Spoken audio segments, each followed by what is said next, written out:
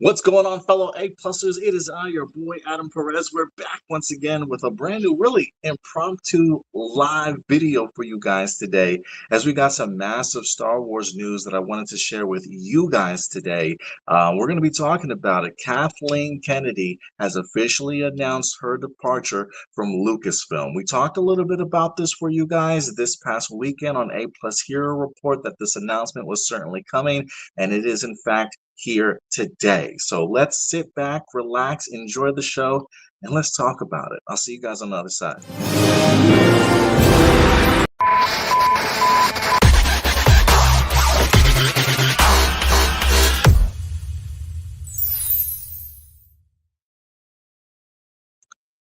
What's going on, A-Plusers? It's your boy, Adam Perez. First and foremost, if you're watching this on the vertical screen, when I have this overlay, it's like, oh, I don't know why it doesn't show my whole body unless I move this over. Come join us on the on the other stream. If this looks, maybe I should just drop this. So let's just drop this. Maybe I'll just drop this for you guys. I don't know. You let me know. Overlay, no overlay. You guys let me know. We're here today because we're set to go ahead and talk about Kathleen Kennedy, man, as she, in fact, says farewell to Lucasfilm. This is, in fact, I think this is going to be her last week here. We did talk about this briefly on Hero Report, that they had picked out some co-CEOs. There was a succession plan in play for Kathleen Kennedy, and it looks like we have brand new CEOs. What's interesting today, now that they've announced her departure, she went ahead and gave sort of like a farewell statement, if you will, and she also wound up having an exit interview, which I thought was rather interesting to kind of talk about and highlight her time in Lucasfilm, even giving us an update in regards to what is certainly to come going forward for Lucasfilm, despite the fact that she's certainly not going to be there. So I wanted to talk with you guys about that because I personally have not read the exit interview yet to hear what she certainly has to say in regards to some of this stuff. But this is a monumental moment. This is a huge moment for Star Wars fans, for Lucasfilm, for Disney. George Lucas handpicked Kathleen Kennedy to go ahead and run Lucasfilm for her. And she's been doing it, maybe 10, 15 years? I don't know how long it's been since Disney wound up purchasing Star Wars and Lucasfilm from George Lucas himself. But we're going to talk about it today.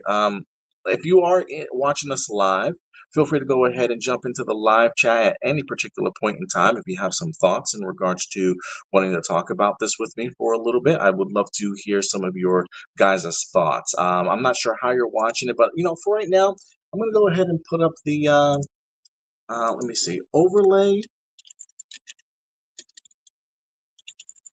Yay or nay?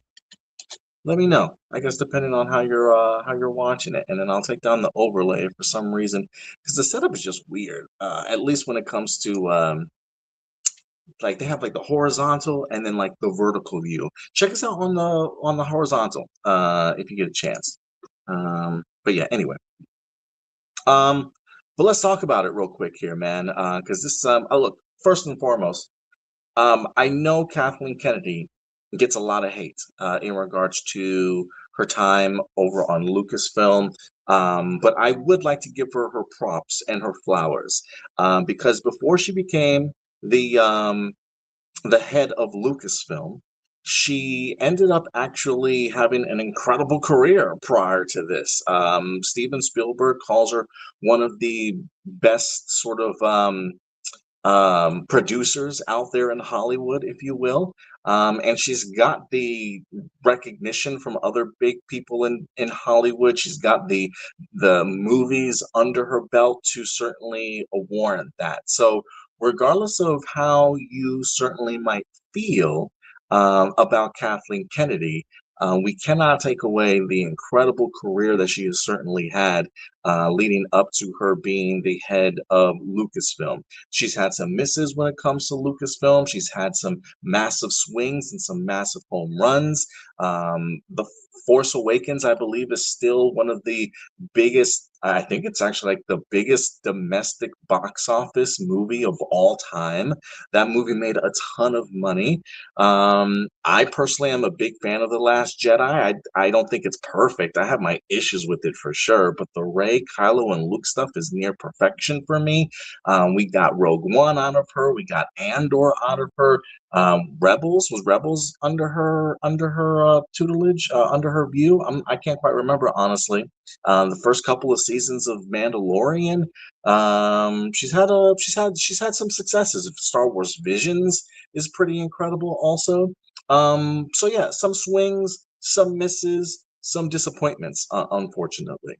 So we'll see what happens for her future going forward. She says she's not retiring from the movie business, but she is going to be departing Lucasfilm. She's probably still going to just go forward and continue to produce other movies, more other maybe independent movies, or just produce movies in general. Who knows? Maybe she does end up producing other Disney movies at the end of the day, but she certainly won't be over the everyday sort of thing. So thank you, Kathleen Kennedy, for your service. I wish it was a smoother ride for you, but thank you for at least like shepherding in Star Wars to a point to where we don't have to necessarily wait for movies every 3 years or every 20 plus years, right? The idea that we've been able to take Star Wars from not just being a movie, but also a streaming service and on a streaming platform and television series and animated series and movies and things like that. She really had her hands full for sure, having to deal with COVID, having to deal with Bob Chapek and his quantity over quality sort of mindset. Then trying to revert back to the idea of maybe we should focus a little bit more on quality. Finding some really great people to work with. Unfortunately, having some great people fall while I don't want to say fall, but like falling by the wayside, I guess, in regards to misses, in regards to the great opportunities for creators to work under her that never had the opportunity. So definitely an up and down roller coaster ride for Kathleen Kennedy, but she certainly did a lot when it comes to the franchise. And she's one hell of a producer. She may not necessarily been the best head of state or the head of Lucasfilm, but she certainly did her job when it comes to being a producer. So I hope she has a really great future in mind for her. So we'll see what happens here. A couple of people in here. Paula, what's up, Paula, for joining us here today? Do you think Keanu Reeves would play a great Darth Raven? I think Keanu Reeves would play a great Darth anything. Give me a Keanu Reeves in any Star Wars movie, and I'll certainly take it. I heard Abeloth might be coming Ahsoka season 2, and Natalie Portman might be returning as Padme. I heard the Natalie Portman thing. I'm taking that as a grain of salt. I don't believe so. It would be fantastic if she certainly did, but I'm taking that as a grain of salt. And who knows? Maybe Abeloth does return. Aiden says, Star Wars is cool. Do I own Star Wars, Aiden? No, I don't. I don't own Star Wars. I don't know if I would. I mean, like, I probably would love to own Star Wars. I don't know if I would love to run Star Wars in just today's climate, unfortunately. Hunter, I see you, Hunter. Shout out to Hunter in here. Mr. Miracle animated series. I'll probably talk about that a little bit more this weekend on Hero Report. I really want to focus on some Star Wars. So let's focus on Star Wars. And the first thing that we're going to do is let's bring up Kathleen Kennedy's farewell, if you will. She had a farewell thing she wanted to say to people. Let me see if I can bring this up here. This is from Hollywood Reporter. Star Wars shakeup: Kathleen Kennedy steps down as George Lucas's protege Dave Filoni and executive Lin-Wen Brenner take over Lucasfilm. That's right, we got two co-CEOs. Kathleen Kennedy, in her final statement, it has been a true privilege to spend more than a decade working alongside the extraordinary talent at Lucasfilm. Their creativity and dedication has been an inspiration, and I'm deeply proud of what we've accomplished together. I'm excited to continue developing films and television with both longtime collaborators and fresh voices who represent the future of storytelling. And I know Dave Filoni himself has got to be praising Kathleen Kennedy for all the help that she certainly provided for him, at least in the sense of like putting him around great, knowledgeable directors and producers and other creatives in Star Wars, to be on, whether he's working on the big screen or in the small screen, like just anything that Dave Filoni can get attached to, and learn from somebody so that he himself can elevate his ability as a live action writer or director. Super fundamental. So, Kathleen Kennedy was certainly a big part of his growth, and it seems like she certainly has a lot of faith in regards to what the future is certainly going to hold. But that was in fact her farewell statement. We had somebody in the chat here. Nook, what's up, Nook? Appreciate you coming through, Nook. But let's get to the main event here, because I don't know how much time I have on here with you guys, but I do want to talk a little bit about Kathleen Kennedy's exit interview. This is where I think all the juicy information is certainly going to come in regards to her true thoughts on things now that she's wrapping up, right? I mean, look, if you are exiting, this is your opportunity to talk about your regrets, your successes, and what's to come, or like what you've left behind in order for people to kind of build upon. So let's go ahead and break this. I have not read this yet, but I do want to read this in full detail. I have no idea how long this is, so I apologize. But we're going to go through each interview question and see what her answers are, and see how things turn out here. So let's check this out. She explains the deadline, why now, and what's ahead of her. All right, let's do this. Lucasfilm has been... Oh, where'd it go? Lucasfilm has percolated a lot of... real quick before we do that, shout out to Kiki and Luca in the chat. Appreciate you coming through, Kiki and Luca. Thank you so much. Lucasfilm has percolated a lot of Star Wars films and generated many hours of Disney series in recent years. Talk about this combination of Filoni and Brennan, and you finally loosening your grip on the reins. So she says, 2 years ago, I went to Bob and Alan to figure out what the transition plan would be, and I made the recommendation that it would be Dave Filoni and Lin-Win Brenner, the latter of whom has been running the business side alongside me. So I think Lin-Win Brennan here is like the big mystery piece behind it. While we do know Dave Filoni's part of, like, I think he's like the chief creative executive or something like that already. But the fact that we've got somebody like Lin-Win, who she explains here, has been running the business alongside her this entire time. I mean, that's firsthand opportunity, learning from one of the best producers in Hollywood in regards to how to run kind of the business side of things. So that's actually kind of comforting, if I could be honest with you. She comes out of ILM, 16 years as general manager, and then transitioned into being the general manager for Lucasfilm. She has been my key financial partner, my business partner running the company. That's fantastic to hear. So like from a money kind of standpoint, she seems like she's on her game. So I'm pretty confident when it comes to Lin-Win here. Dave is... Come on, where'd you go, bro? Where'd you go? Dave is the perfect person to transition, but he hadn't made a movie. And I worked very closely with him, beginning with Rogue One, to get him a feel of how live action works. His background is animation, as he worked with George on Clone Wars. He's very talented and immersed in Star Wars. He and Pablo Hidalgo are like the walking encyclopedias inside the company. They always have the answer when you ask, how can I do this with a lightsaber? Or what color were the sabers? Or anything else you need to know with what has come before. Dave has now spent all the seasons of The Mandalorian working with Jon Favreau, who, again, you might know Jon Favreau from just something like some of his acting performances, or maybe even Iron Man. But Jon Favreau has a long history in Hollywood, especially in making movies.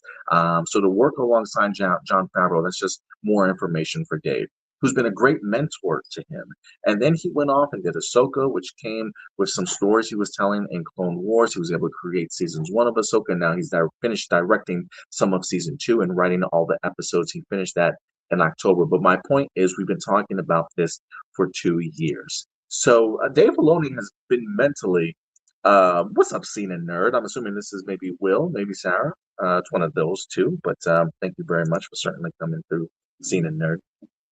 So she talks about, look, this has been the plan for 2 years. This isn't like I just sprung this on Dave Filoni. We have been working for quite some time to kind of get them potentially ready. If you joined us for our Hero 4 episode this past weekend, one of the things that I talked with Will about is my concern is the idea of just still, while he has been doing this stuff live action for a minute here, he hasn't quite necessarily proven himself to me in regards to how good in live action that he could be. I think Ahsoka season 2 is really going to be the test. But then I got to thinking about it a little bit more too. And while it's great that I think he's a great from a creative standpoint, she brings up him and Pablo Hidalgo, who I think are two people in Lucasfilm that are absolutely needed.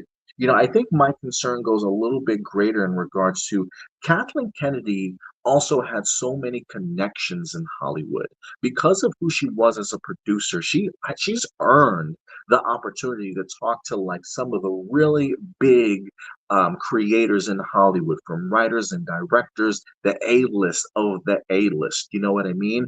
And so it does make me curious from a creative standpoint and from a direction standpoint if Dave Filoni will have that same type of sway or leeway with people, right? Like, will people flock to Star Wars because of Dave Filoni? Or will they see Star Wars now as, with Dave Filoni in place, is this brand new opportunities? Will Dave Filoni be open-minded enough to hear from some of these big A-listers? Or will the A-listers who were recognized by Kathleen Kennedy or have those connections to Kathleen, will they still want to be a part of Star Wars and make Star Wars content? I am going to be kind of curious to see, like, what names can Dave Filoni bring into Star Wars on his own merits and not necessarily based off of what Kathleen Kennedy has kind of established before him. So I think this is going to be a challenge for Dave Filoni, but I think from a creative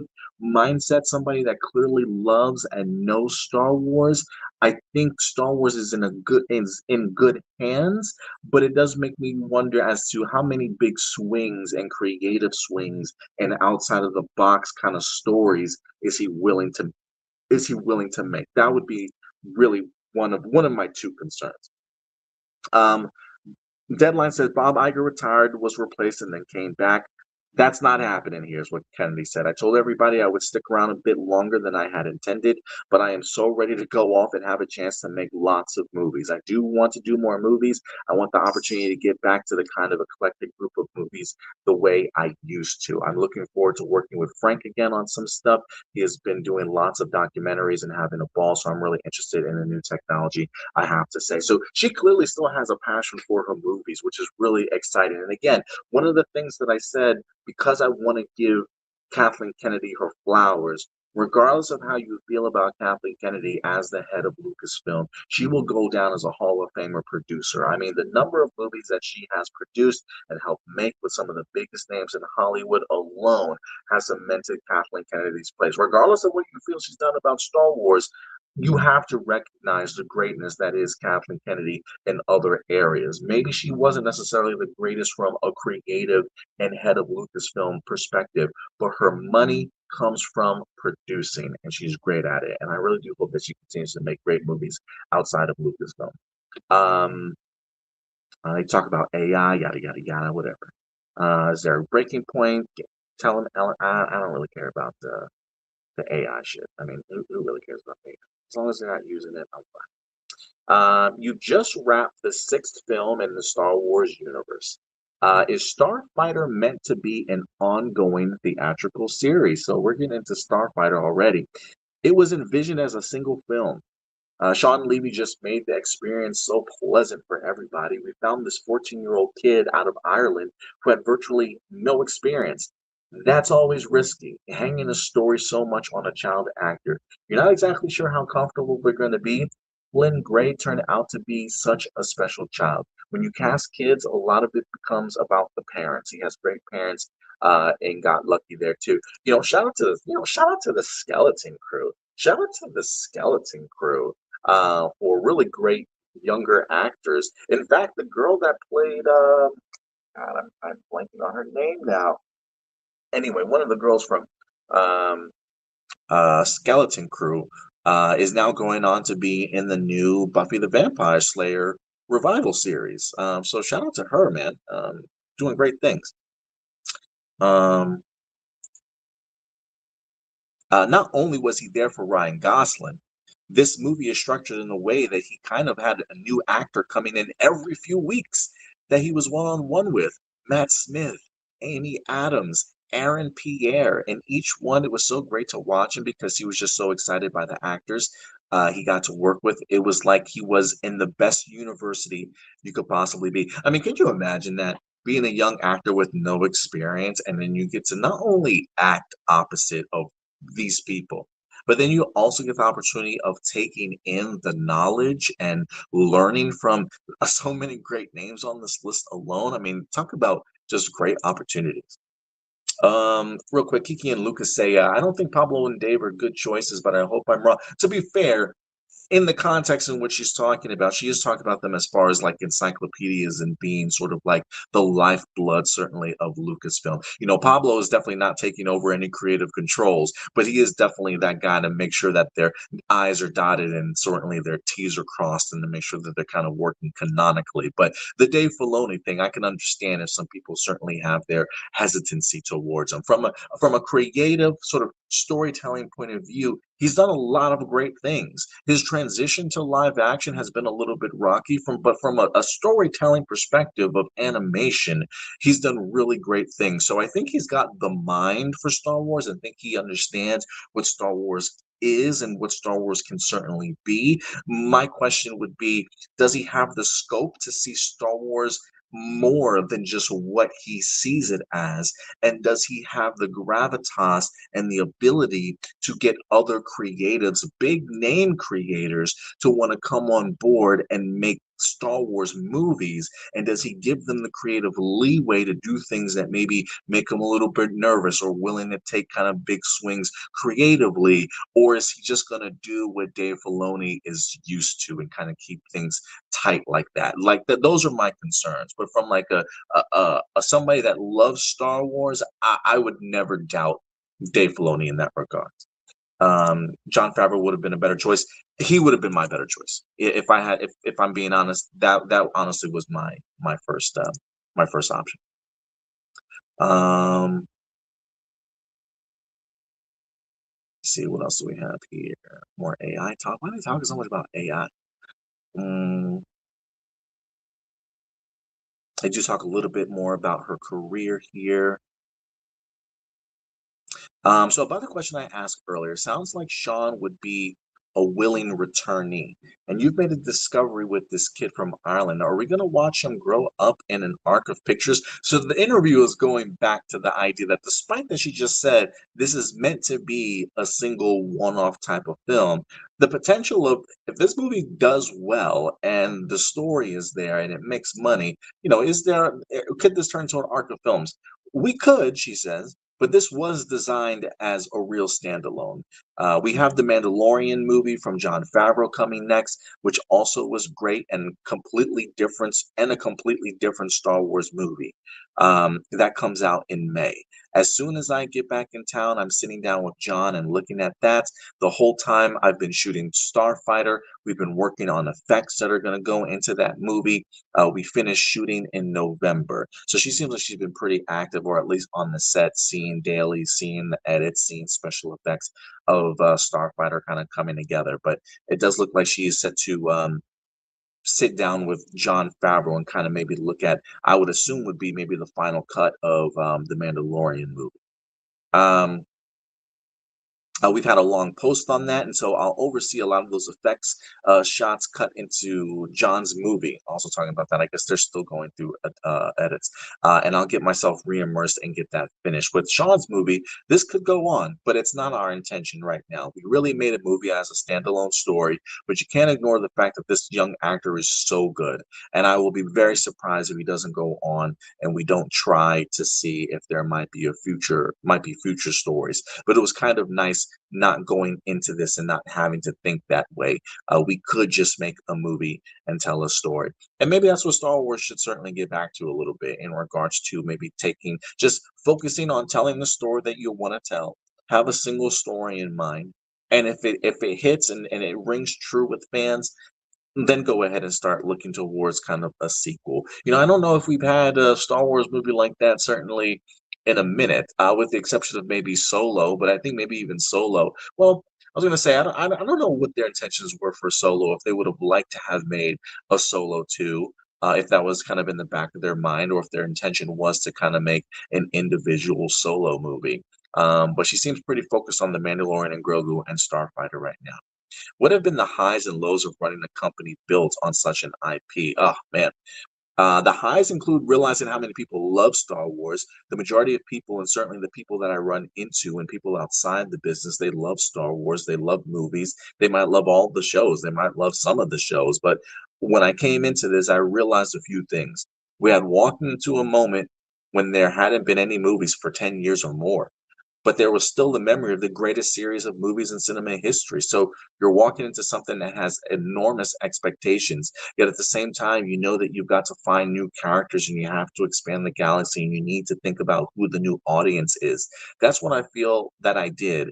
And that's what I feel all the people that I've worked with over the last decade did. The highs include bringing in a new audience. I think we did find new characters. We continue to find new characters, and she's absolutely correct in regards to the highs there. I mean, the idea of having to expand Star Wars into the point of realizing you've got several generations of fans now, right? Like, you've got people of the original trilogy, you got people of the prequel trilogy, and then now you want to try and get in people of younger audiences also, and newer fresh faces. So you make yourself a sequel trilogy regardless of how you felt about it, but also realizing that opportunity with streaming kind of coming on board, the ability of having to expand Star Wars to greater reaches of people and offering them a little bit something different to allow them to become new fans and find sort of an entry point into Star Wars. Again, you can argue some of those things were successes.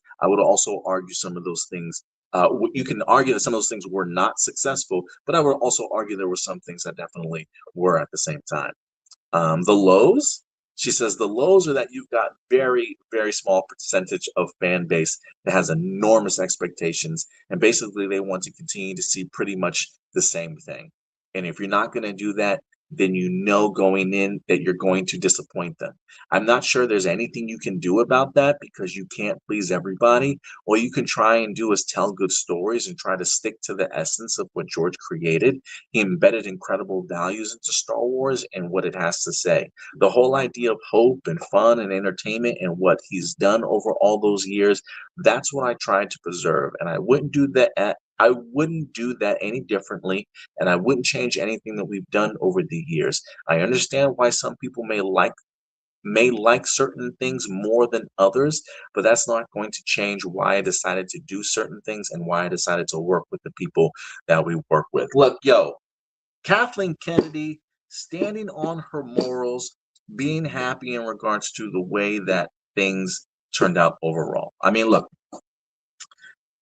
I wouldn't mind a little bit of reflection in regards to, like, you know what, maybe we could have certainly done this better. Maybe she goes on and talks a little bit about things that maybe she could have done a little bit better. But I appreciate the idea of, like, recognizing the moment that you're in and just trying to stick to your guns as best as you can. I do think there is something important to understand, that you can't please everybody, and I absolutely fundamentally agree with her in that regards. I mean, there are, I love that she says, a very, very small percentage of fans that have enormous expectations and basically just want to see the same thing over and over again. I've seen it from YouTube Star Wars people. Like, I've seen it already. I've seen people try and do AI videos of young Luke, young Han, young Leia. Like, if they could just get AI slop just so that they can appease their self and their enjoyment of the original trilogy again in any way possible, they certainly will. And that's not to say that that's all Star Wars fans, but she definitely understands that there are some people that just want to see the same thing kind of over and over again. But this is something that I say all the time, and some people may not like it. Tell the stories that you want to tell. I understand the idea of, hearing some audience feedback and getting an idea of what it is that the audience likes. That's great and all. But once you start formulating what you're writing and what you're creating to a particular group of people that just want to see this particular thing, then you're immediately sort of excluding other people, sort of out of the story that you're kind of telling. So the focus should be, as a creator, what is the story that you want to tell? Write it to your best ability. If other people within the company absolutely love it and things work out and the final script, this is great, let's go, make the movie that you want to make. Because unfortunately, one, making any movie is extremely difficult, but two, making a movie that anybody would like is probably extremely difficult, and then three, making any movie that any Star Wars fan would like is probably extremely difficult. So you really just got to focus on making the movie that you want to make and understanding you can't please everybody, and just hope that a majority of people are happy with what you did. She goes on to say, she says, I think everybody that came into the Star Wars space, they love Star Wars. And that was first and foremost important. You want to have people coming into Star Wars and wanting to tell stories and wanting to make movies and wanting to create televisions that you respect and care about. Jon Favreau is completely different than Tony Gilroy, and yet they're both incredibly talented storytellers. I find it brilliant to support each one of them in trying to tell the stories they wanted to tell. And some of those things work and some of those things just don't. But the idea of sticking to your guns and making the stories that you want to tell, that's all you can do. That's why I think I do well. That's what I think I do well, and that's what I like to do and want to continue to do. And hopefully that took Star Wars into the next step. We'll see in the long run, but it feels like it did. I feel like we expanded the universe. She definitely did. We brought new audiences in. She definitely did.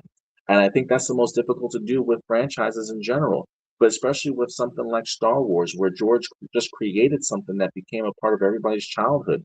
Every single filmmaker that walks in and wants to work on Star Wars, the first thing they say to me, the first thing I hear is, "Let me tell you about when I went to see Star Wars for the very first time with my dad." Um, and I can't argue with that. I can't argue with that. Making content is extremely difficult. It's extremely difficult. Making a good television show, making a good movie. You may have all the great intentions, right? Like she says, everybody that comes into Star Wars loves Star Wars. They want to make something out of Star Wars. Doesn't mean everything is going to land, but you try, and you keep going, and you just keep making content. As long as it's quality, right? Like as long as you're just not making content, you just make content because you want to put content out, sort of thing.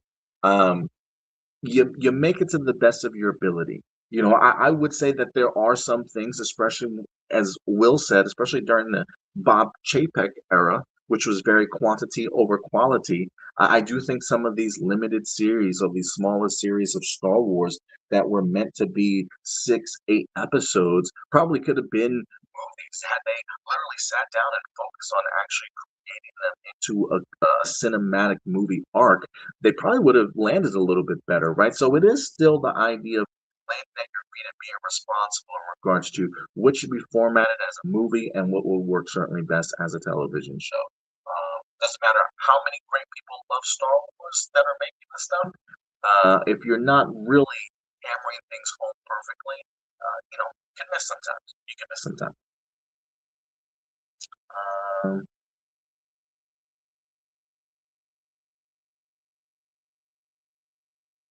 Kiki and Luca, what's up, Kiki and Luca?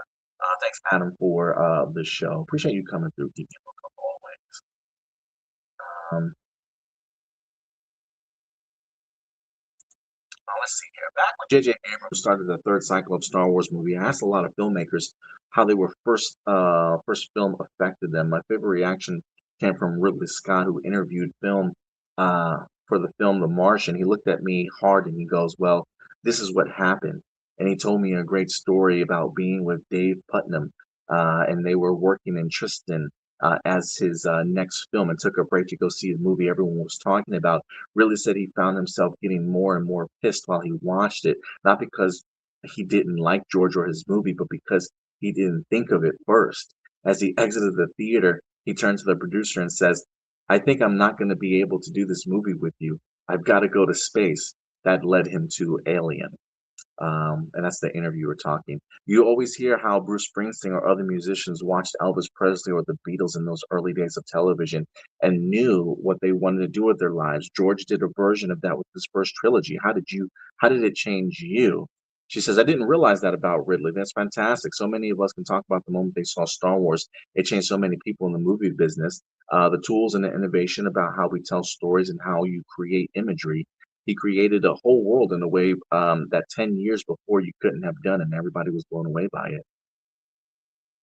Um,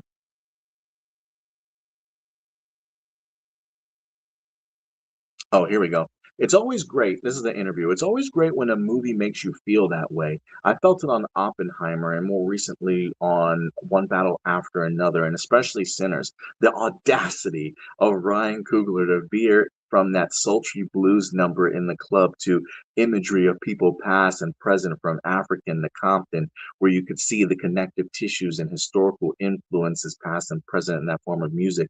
Coogler went into the genre sandbox and turned it completely on its ear. I don't think I've ever seen that in a movie quite like he did it. I imagine you'd give your eye teeth to have a guy like that see what he can make in the Star Wars universe.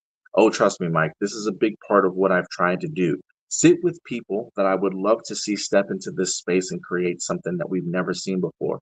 But Star Wars isn't really Ryan's thing. The trickiest thing is finding a filmmaker and say, you can step into this space and you can still be you. Tony Gilroy, I knew him from the Bourne Identity movies. He didn't see himself in the Star Wars universe. I said, okay, let's just talk this through. And he came in on Rogue One and he helped us. And then he slowly started to get hooked. By the time we were talking about Andor, he found a way in because he realized there was something important he had to say, and he could do it inside of Star Wars.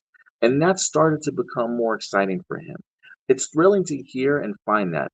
I had early conversations with Dave Fincher, with Vince Gilligan for TV. I even sat down with Alex Garland and others, where the minute you say their name, you go, "Oh, that might be interesting in Star Wars." But not everybody's going to go, "Oh yeah, great! I'm going to drop everything and spend the next 3 to 5 years trying to figure this out." That's the other thing to consider. These are all really complicated, difficult movies to make, far more than I think people give them credit for. People have to set their lives aside for years. And the interviewer says how many years on average? 3 to 5 from the time you start developing, and then that's what's involved in concept and creation. First off, I'm not a really big fan that she kind of dismisses Ryan Coogler in that regard. I am kind of curious if she's ever sat down with him. And I only say that because I've seen Ryan Coogler go from franchise like the MCU to original movie making and to a boxing movie in regards to just being able to do different types of genre of films and still be able to kind of get a message across. I think if anybody that like a Tony Gilroy who has no interest in Star Wars can come in and still have something to say within the Star Wars universe, that can still leave an impact on people here in today's society. I would not put it past Ryan Coogler to be able to do something capable of like that. So I am kind of curious if maybe she has approached him before and Ryan Coogler has not. I mean, the guy's literally about to go ahead and drop an X-Files television series. I mean, what can Ryan Coogler not do? So I am a little bit upset that she's kind of dismissive of Ryan Coogler, unless the fact that she's actually spoken with him in that regards. Who knows? Maybe he's more of a Star Trek guy than Star Wars. I mean, who knows? Maybe that could be what she's talking about there. Let's get to fans eager to know the progress on films and series by filmmakers. Well, before I get into that, I do want to check out some.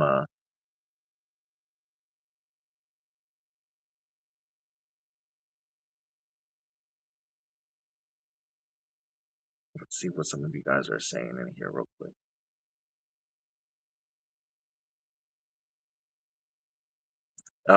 Seeing in there talking about Ryan Coogler, exactly two franchises, Rocky and the MCU. Yeah, like it kind of blows my mind that she would kind of dismiss the idea of Ryan Coogler not, being able to tell a story in Star Wars. That's bananas to me.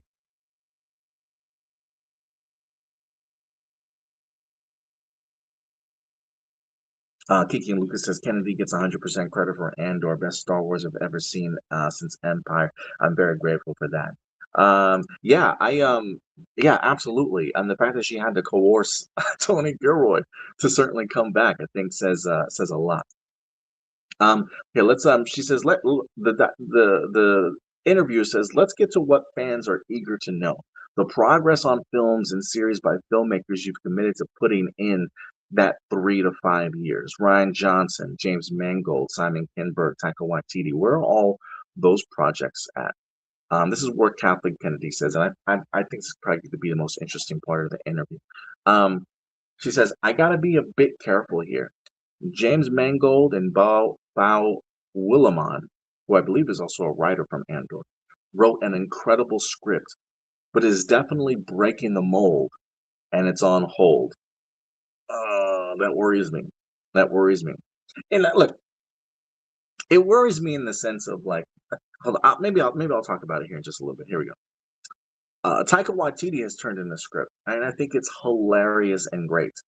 It's not just my decision, especially when I've got a foot out the door. Donald Glover has turned in a script.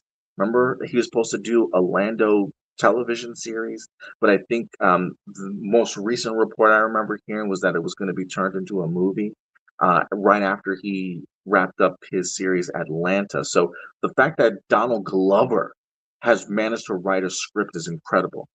And as you've heard, Steven Soderbergh and Adam Driver turned it in a script written by Scott Burns. It was just great. Anything's a possibility if somebody's willing to take the risk. Shots fired. Blah, blah, blah, blah, Bob Iger. Shots fired. Anything's a possibility if somebody's willing to take the risk. Ain't that some shit? Look, man. That's the truth. Look, I'm gonna be dead ass with y'all right now. If I'm Bob Iger, majority of these people's names I'm making a movie with. Are you crazy? James Mangold literally has come off of like, didn't he just have a movie that was in the Oscars last year with Timothy Chalamet? Where I don't even know if he won Best Director, but his movie was nominated for Best Director, Best Writer, Best Movie. Um, he's breaking the mold, but it's on hold. He teamed up with Bo Willimon, who did Andor. Why is that project even on hold, Bob? Why? Why? After the success of Andor, after the countless success that James Mangold has had, why is that on hold?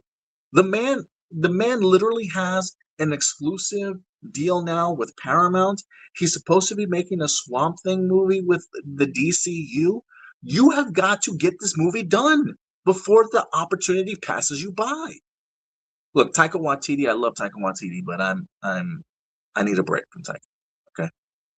But then Donald Glover, a great actor, the man literally just had a ton of seasons of Atlanta that got recognized. It feels like every Emmy season. People love this man as Andor. I mean, as Lando. Why are you waiting? What are you waiting for? And if she says anything's a possibility, talking about the script of Steven Soderbergh and Adam Driver, why is that not getting done? Why? And look, I get the idea. I get the idea that, oh, Acolyte didn't do so well. Our last couple of movies, Solo didn't do so well. You cannot lead with fear and trepidation. You cannot do it, especially when you have incredible talent that know how to make great movies and great television, handing you great script after great script. You can't do it. You have to pull the trigger. You cannot be scared your whole life. She says, I remember when I came into this job, the first thing Bob Iger said to me was, be bold. I've always liked that because I think you have to be bold and you have to be willing to take risks with people and with ideas. Yes, Kathleen. Otherwise, you're just doing the same thing. Right now, we're in the era where companies are so risk averse, and I get it. I hear all the conversations. They've got Wall Street to please, and I get that. But I also believe that that's what contributes to things disappearing ultimately. I just think you have to take those chances. Yes, yes, yes. Everything I just reeled off to you is taking a bit of chance because none of these filmmakers are just just walking in trying to do same old, same old. I'm excited by that, but the studio's nervous about that, and that's kind of where it sits at the moment. This will be the death of Star Wars, regardless if Kathleen Kennedy is there or not. You can be upset with Kathleen Kennedy for maybe not everything that they've taken swings at working, but she took swings. Now we're in a moment where Star Wars content barely gets made because Hollywood and studios are very risk averse right now. And we could be stuck in this limbo for a really, really long time. But if they are okay with just continuing to regurgitate the same thing over and over again, thinking that they have some sort of financial safety net by doing that, that's great. Look, you will always make money off of. Oh, I don't want to say you will always make money doing the same things, but you will have a group of people that are okay with doing the same things. But if you want your company to continue to grow, to bring in new viewers, to continue to try and make as much money as you possibly can, you have got to take chances. And I love the idea that they're getting filmmakers that want to be bold and do something different. There is no way that you get a Steve Soderbergh, a Donald Glover, a James Mangold, and the writer of Andor that hands you scripts that you think are great and you don't do anything with them. That's this fucking disgraceful. Star Wars fans should be upset that Bob Iger's old ass ain't moving forward with some of these projects. Why are these on hold?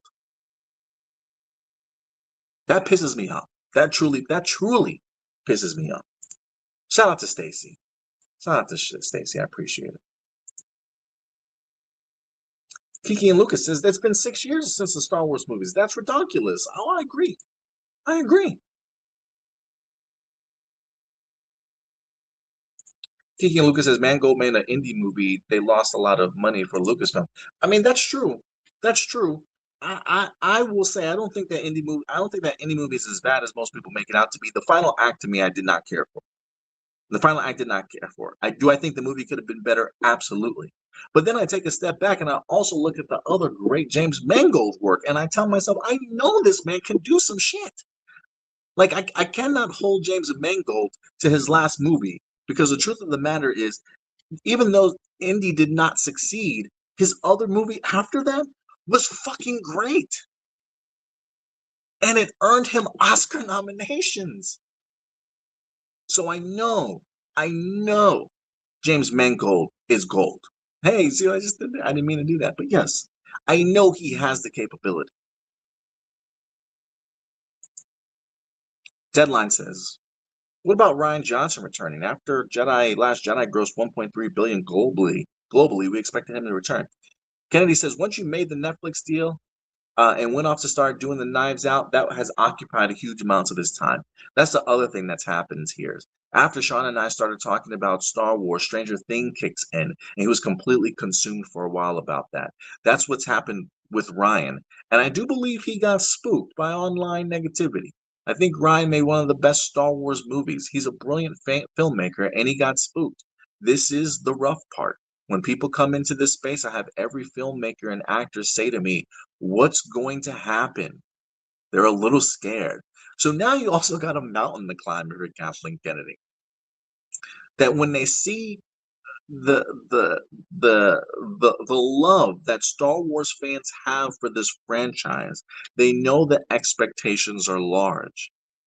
And if they're asking what's going to happen, you know that they're ready for blowback.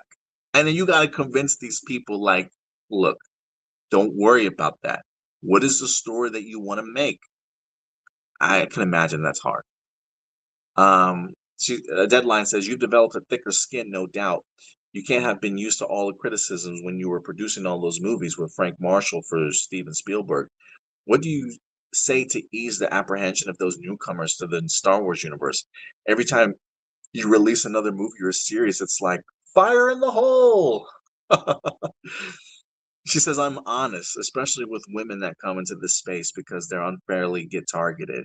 I don't get I don't try to sugarcoat it, and I emphasize that it's a very small group of people with loud megaphones.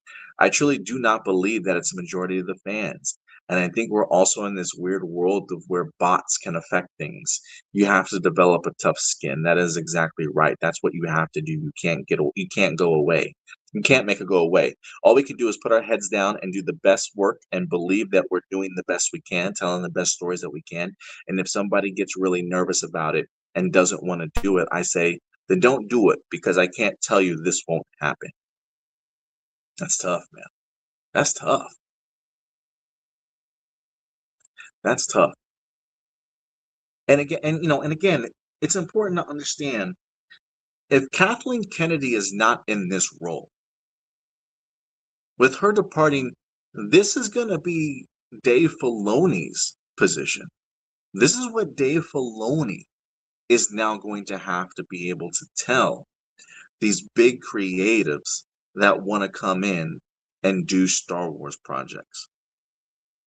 I hope he's up for the task. I really hope he's up for the task.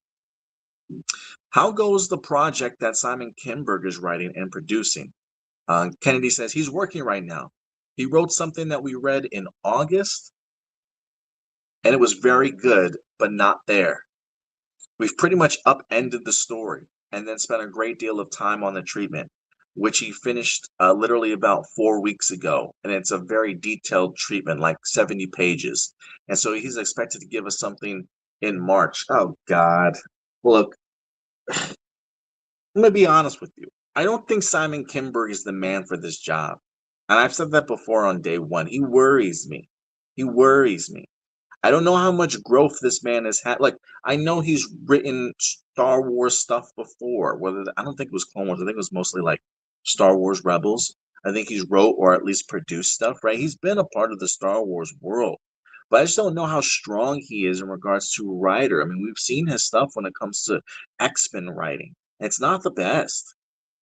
So the fact that he wrote something in August, what was that? August, September, October, November, December. We're in January. So about 5 months ago, it was very good, but it's not there. We pretty much upended the story, which to me sounds like it got some good ideas, but let's kind of start over here. So now he's trying to make a treatment. This isn't even a first script of something. This is a treatment of a trilogy.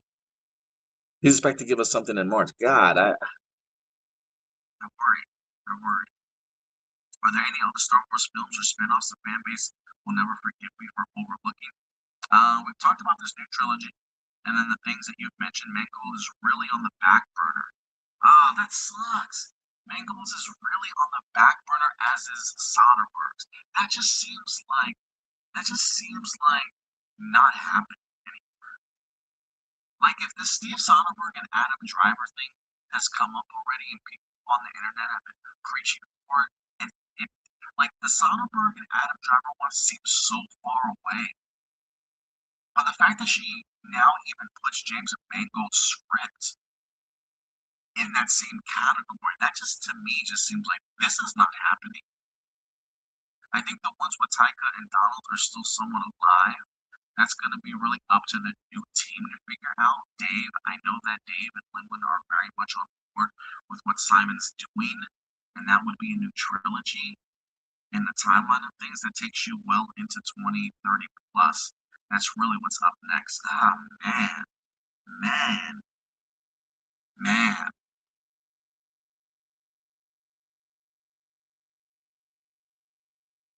I gotta sit with this a minute, y'all. Because in my eyes, I've always assumed James Mangold's movies gotta be next up to bat. I mean, they've got a really great script. It breaks the mold. I mean, James Mangold's concept of he wanted to make a Ten Commandments movie for Star Wars that would have focused on the dawn of the Jedi, the very first Jedi. That sounds incredible. Two talented writers. and it's on the back burner along with another incredibly accomplished filmmaker in Steve Soderbergh's stuff. That blows my mind. And it's really going to come down to the new team. Dave Filoni and Lin Win are all on board with what Simon's doing. The guy that literally gave them a treatment in August that was very good, but not there, and now they have to upend the story and start over again. Like, Dave, I know you've worked with Simon Kinberg before, but you have to be loyal to him. Why is this guy here? And look, if the Simon Kinberg thing, I eat my words come 2030, fine. That's more than fine. But this goes back to what my concern was. Who are the names that Dave Filoni is going to be able to bring in? Is it a Simon Kinberg level guy? Or is it James Mangold level guy that somebody like Kathleen Kennedy can kind of talk to because she's got that sway in Hollywood? Is it Steve Soderbergh going to come to Dave Filoni and be like, yeah, let Dave, I got this great idea? This worries me. There's no mention of a Ray Skywalker movie here at all. Oh, boy. Oh, boy. Which one of these will you produce? I'm open to producing any of what is they need. Certainly in things that I've been involved with, the filmmakers that I've been working with, I'd love to see those through if I could, but I'm not mandating any of that. I'm genuinely trying to support the new team that's coming in and encourage them to make the decisions they need to. You've got to be on board to drive these things, and so I'm really encouraging to do that. And look, she has got to encourage them. They cannot settle for mediocrity. They cannot. It may not have worked all the time for Kathleen Kennedy, but the idea of taking big swings, taking creative risks to open the door for new fans, to expand Star Wars into new territory, to show that you can do other types of content within Star Wars is really what's going to allow Star Wars to grow or fail and fall by the wayside of just being the same old. And if some of these projects are not being shepherded in by this new team, that's going to be very worrisome. I'm not trying to say that if the Mangold movie doesn't happen, we're doomed, or the Steve Soderbergh movie doesn't happen, we're doomed. But the idea of who can Dave Filoni and Lin Win bring in to make great Star Wars content is what I'm concerned about. And if their go-to guy for a trilogy is Simon Kinberg, again, great Star Wars background, but from a writing perspective, he's not there.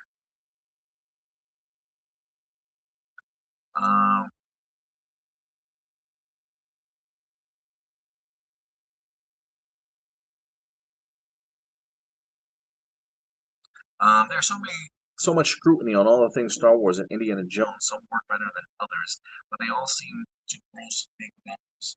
Is there any you wish you had back, and maybe you could have done better with more time, or that you let go of something you'd love to have seen get made and released? So this is really going to be like her regrets. So let's see what she says.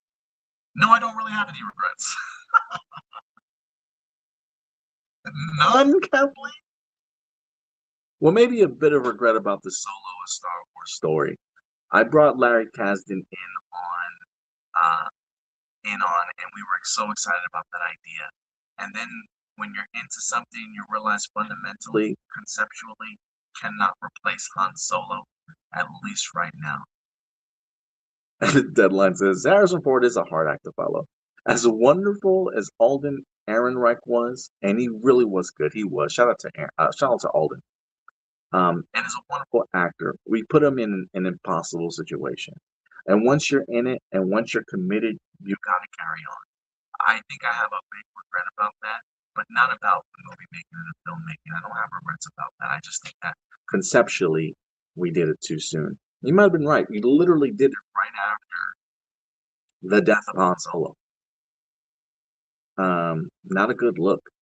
I don't think a lot of people were asking for a Solo movie, to be quite frank with you.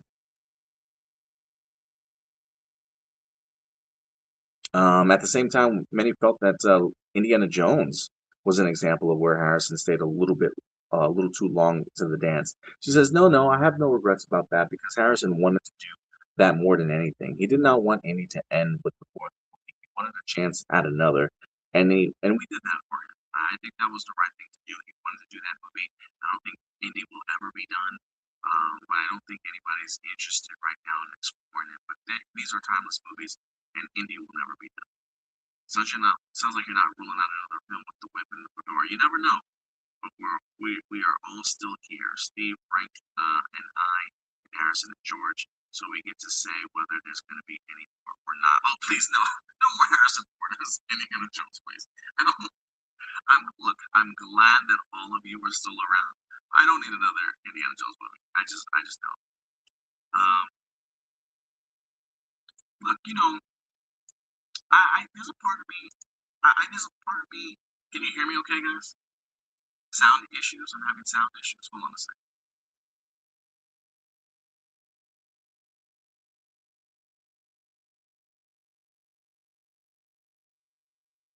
Check, check, check, check, check.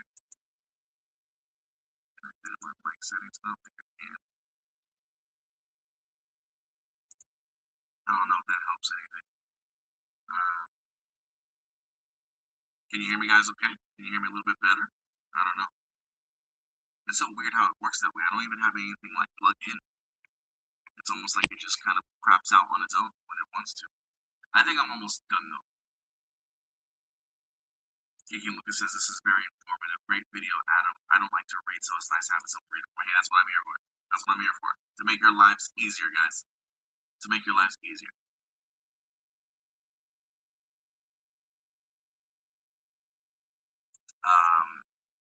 He did Rebels. Yeah, I was like, I think he helped write Rebels for sure.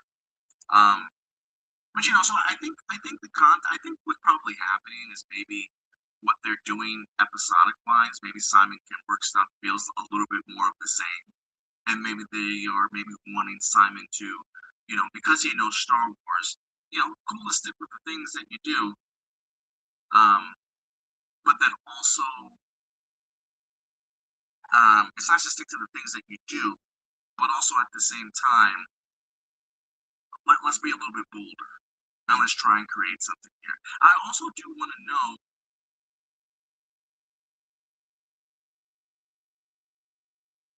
Hey, Crystal's here. Yeah, I don't know what's up. Give me 1 second here. Let me try something. Hold on a second, guys. I'm gonna take this guy down.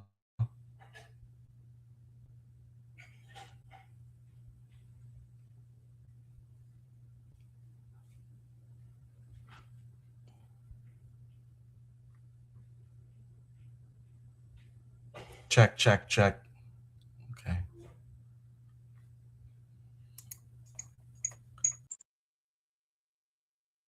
I don't know if this is going to be a little bit better or not. I'm literally using the phone from my the mic from my cell phone, so I don't know why. It's not like I have other options. Let me try.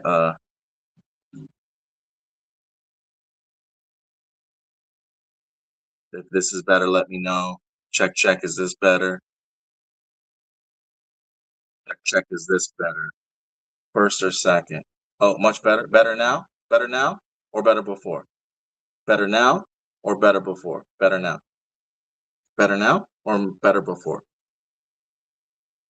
Okay. Maybe I just have to switch my mic settings back and forth a little bit. Appreciate you coming through, Crystal, though. Appreciate you coming through, Crystal. Thank you so much. I sent you guys the invite. I know it was kind of last minute, but I wanted to just talk some Kathleen Kennedy real quick. But look, overall, I think some of us would like to hear Kathleen Kennedy say, "Oh, I have a ton of regrets. There's a ton of things that I certainly would have liked to have done differently." But I think from her standpoint, and what seems very apparent to me is that her job was to go big or go home, take bold swings, try new things, grow the audience, bring in new members. Try things differently with Star Wars and expand the universe. I do think that she accomplished those things that she was certainly supposed to. When you take big, bold swings, you cannot be afraid. Again, not everything is certainly going to stick and work out. Maybe it would have been nice, like, oh, well, maybe we should have turned Obi-Wan Kenobi into a movie. Maybe I've got some regrets in those regards, but you know, those are the decisions that you made. The fact that she's kind of sticking with those decisions, that's cool. But I appreciate her idea of understanding the concept of being bold and create the story that you want to create. Um, Definitely not sugarcoating, because she definitely has her faults for sure. Missed out on some great opportunities to work with some really great people. But I do think it's insightful too to see here just the dilemma I think that Kathleen Kennedy finds herself in when you're the head of Lucasfilm in regards to the pitches that you have to make towards these creators, of understanding this is going to be a scary investment of your time. Not only do you have to commit 3 to 5 years to putting something together soundly and perfectly, because this is the world of Star Wars, but then you also have to deal with the ramifications of what happens after this, right? The loud minority, having to have these honest conversations and talks with people. And if you don't have the thick skin to stick around, there could be reasons why maybe some of these projects fall to the wayside, or a little bit harder to kind of get off the ground when there's a lot that is certainly pushing you back in those regards. This is a big fan base to have to please. And I do appreciate Kathleen Kennedy's mindset of understanding you are not going to please everybody. You just have to focus on trying to make the best stories that you possibly can. And sometimes you miss. And that's all there is to it. But I will say, if there's anything that I'm concerned about as she leaves, she's a very knowledgeable person, regardless of how you might feel about her time as the head of Lucasfilm. She does know her things, and that experience is not going to be there anymore. I love you, Dave Filoni. I love your passion for Star Wars, but I hope, and I really do hope, that now that we've gotten an exit interview from Kathleen Kennedy, I hope we get an entry interview from Dave Filoni and Lin Brennan, because I really would like to know where their mind is. What is their mindset? How do they feel about the James Mangold script? How do they feel about what Donald Glover has written down? What's the chances of Steven Soderbergh and Adam Driver's movie actually coming to fruition? Do you have intentions of moving forward? What is your vision for Star Wars, and how are you going to expand it and broaden its horizons? And I really would like to know what Dave Filoni has planned kind of going forward, because again, if Simon Kinberg is your guy and you are bringing him on board because he was great with what you did with Star Wars, you might have another thing coming, my man. So I hope I'm wrong. But I definitely hope, I wish Kathleen Kennedy the best in whatever her future is. Thank you, Kathleen Kennedy, regardless of how some people might hate you and drag you through the mud all the time. Thank you for the good things that you provided me with. Because I tell you right now, Rogue One and Andor will live in infamy in my heart as some of the best Star Wars content ever. You could have given me shit the rest of the time that Kathleen Kennedy's here. The fact that I got Andor and Rogue One out of this deal, I'm a happy camper. But thank you for trying. Thank you for being bold, regardless if it worked or not. That's what I want from my creatives kind of going forward. So we'll see what happens here, guys. Will Bob Iger nut up and make some better decisions and stop being so risk averse? I honestly would hate to be like the head of creative or the head of any of these companies with the way that some of the decisions are certainly made. And I pray to God, Dave Filoni, that you are ready for this position, because this is not just, hey, I can write some cool and come up with some cool ideas and concepts. No, you and your co-CEO now have to shepherd in talent and sell them on wanting to make Star Wars. And I hope that you got your pitches ready. Um, I really do. So we'll see what happens with Dave Filoni and them. But that is gonna do it for Kathleen Kennedy, guys. But thank you guys for certainly joining me. I'm going to go ahead and wrap now. But for everybody that joined me today, thank you guys so much. I don't know if I'm going to have a weekend show or not. It is my girlfriend's birthday on Sunday. I know we plan on doing things in the afternoon. I'm not quite sure what we're doing in on Sunday morning. I might have to get permission from her if we do anything on Sunday, but we'll see how this goes. But look, guys, if I don't see you on Sunday, I definitely will be back with some news throughout the week for the next week for you guys. But just stay tuned. If you haven't subscribed to the channel, please go ahead and do so. And leave your thoughts in the comments. If you have anything else you certainly want to talk about in regards to Kathleen Kennedy or who's following up behind her as co-CEOs, certainly go ahead and let me know. But until next time, guys, do me a big favor, as always. Take care of yourselves, take care of each other, and keep it A+. May the Force be with you. I'll talk to you guys later. Bye.